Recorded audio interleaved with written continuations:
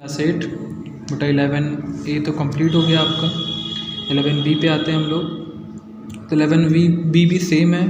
Question number 1 2 3 4 तक तो आप लगा लोगे, सिंपल कंपाउंड टेस्ट लगाना है फार्मूला लगा के, और कोई चेंज इसमें नहीं है। क्वेश्चन 5 में थोड़ा सा चेंज है। देखो कह रहा है कि प्रिंसिपल आपको दिया है, रेट भी दिया है, टाइम देखिए यहाँ पे 2 ईयर 6 मंथ है। तो जब ऐसा टाइम आ जाए, ईयर और मंथ दोनों साथ में दिया हो, जैसे 2 ईयर 6 मंथ आ जाए, तो उसको कैसे कैलकुलेट करना है, उसका थोड़ा सा प्रोसेस में चेंज आएगा। वो ध्यान से देख के समझ जाओ, क्योंकि ये क्वेश्चन समझ जाओगे तो फिर आगे के लगभग सारे क्वेश्चन आप कर लोगे। ठीक है, ध्यान से देखिए क्या करोगे। पहले प्रिंसिपल दिया है, टाइम कितना दिया है 2 ईयर 6 मंथ, तो सबको पहले तो ईयर में चेंज कर लो। 2 ईयर 6 मंथ को चेंज करने के लिए क्या करोगे, 6/12 अपॉन 12 क्यों हुआ है, क्योंकि टोटल मंथ कितने होते हैं 1 ईयर में 12 होते हैं, इसे 6/12। ठीक, कट किया 6/12 को, क्या आ गया 1/2, यानी कि 1/2 ईयर। ये आपका टाइम आ गया।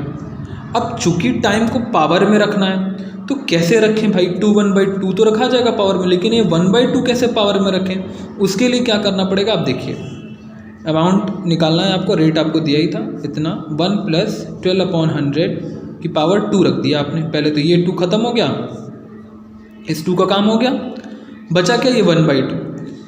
अब देखो क्या होता है, 1 + r कितना है 12, ठीक, इंटू 1/2, यानी कि जो 1/2 ईयर है ना पावर, इसका मल्टीप्लाई हो जाएगा रेट में। ठीक है, इसका मल्टीप्लाई हो जाएगा रेट में, क्योंकि आधा ही साल चाहिए ना, तो रेट डिवाइड हो जाएगा 2 से, बस सिंपल, और एक साथ निकल भी जाएगा। ठीक, यानी कि 12 × 1/2। तो ये 1/2 का मल्टीप्लाई क्यों हो रहा है, क्योंकि हाफ ईयर ही चाहिए था, 6 मंथ था, यानी कि हाफ ईयर था। तो हाफ ईयरली जब भी निकालते हो तो क्या करते थे, रेट में 2 से डिवाइड करते थे ना, रेट में 2 से आपने डिवाइड कर दिया, 12 × 1/2 कर दिया, और फिर इसको आप सॉल्व कर लोगे। ठीक, तो देखो सॉल्व किया गया है, इसको सॉल्व कर लिया गया, ये आपका आंसर आ गया। ठीक, आपसे पूछा गया था कितना अमाउंट आता है, तो ये आपने सॉल्व करके सॉल्यूशन निकाली। सॉल्यूशन तो आप कर ही लोगे, यहाँ 2 है, कैसे सॉल्यूशन करना है ये तो आपको पता ही है। ठीक है, नेक्स्ट चलते हैं। अब देखिए एक क्वेश्चन नंबर, इसके बाद हम लोग चलेंगे क्वेश्चन नंबर 7 पे। क्यों चलेंगे 7 पे, क्योंकि 7 में क्या है, देखो 2 साल का आपको इसमें भी कंपाउंड इंटरेस्ट निकालना है, लेकिन दोनों साल अलग अलग परसेंट है। फर्स्ट ईयर 9% है और सेकेंड ईयर 10% है, तो कोई खास चेंज नहीं है, जैसा अभी आपने किया वैसे ही ये देख लो कैसे सोल्यूशन करना है। पी रखा इतना, टी रखा इतना, रेट फर्स्ट ईयर का 9%, सेकेंड ईयर का 10%।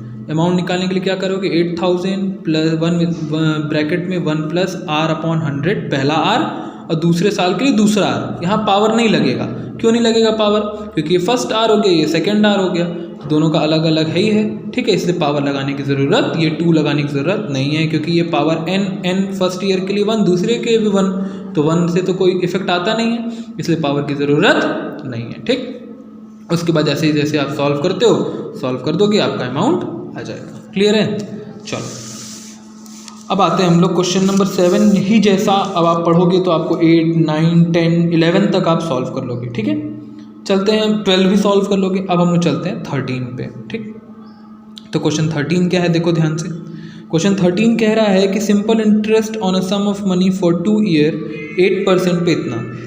सिंपल इंटरेस्ट आपको दिया हुआ है, ये अमाउंट जो 2400 है, ये SI की वैल्यू है, ये P नहीं है, ये A नहीं है, ये CI नहीं है, ये क्या है SI है। ये बात समझिएगा, ये SI दिया है, रेट दिया है, टाइम दिया है। सबसे पहले आपको क्या निकालना होगा, प्रिंसिपल निकालना होगा। इससे इन तीनों की मदद से प्रिंसिपल निकालोगे। फिर पूछ रहा है कि what will the compound interest, तो कंपाउंड इंटरेस्ट क्या होगा, सेम सम पे, सेम रेट पे, सेम टाइम पे। फिर आपको CI निकालना होगा। ठीक, थोड़ा लंबा क्वेश्चन है, देखो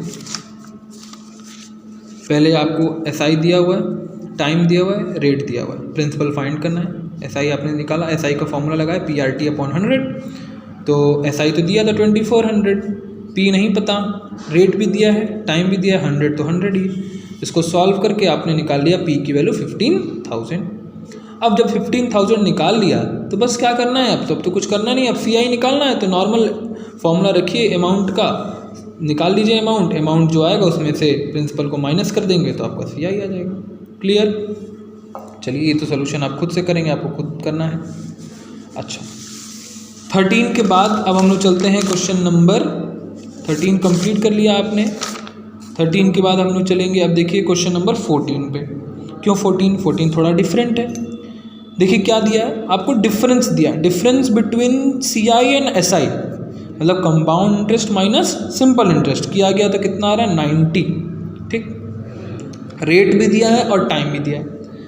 मतलब आपको क्या क्या चीज़ दे दी है, SI CI का डिफरेंस, जैसे आप पहले भी SI CI में डिफरेंस निकालते थे वो डिफरेंस दिया हुआ है, रेट दिया है, टाइम दिया है। आपको क्या निकालना है, प्रिंसिपल निकालना है। तो नॉर्मल रखिए, देखिए P इज इक्वल टू नहीं मालूम, T पता है, R पता है, CI माइनस SI 90 ये दिया है क्वेश्चन।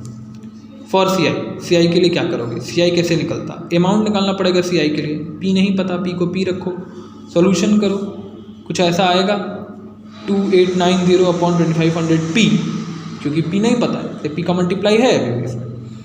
अब CI कैसे निकलेगा, अमाउंट माइनस प्रिंसिपल, अमाउंट तो ये आया आपका, प्रिंसिपल क्या है P ही है, तो माइनस करो, amount minus principal, principal P माने थे, P को ही माइनस करो।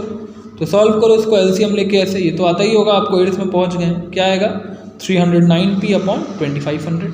ये आपका क्या आ गया, ये आपका CI नहीं आया, ये आपका CI आ गया। ठीक, अब SI निकालो, SI का फॉर्मूला तो सिंपल है, PRT अपॉन 100, डायरेक्ट SI निकल जाएगा। इसको सॉल्व करा तो क्या आया 3P अपॉन 25, ये आपका आ गया SI।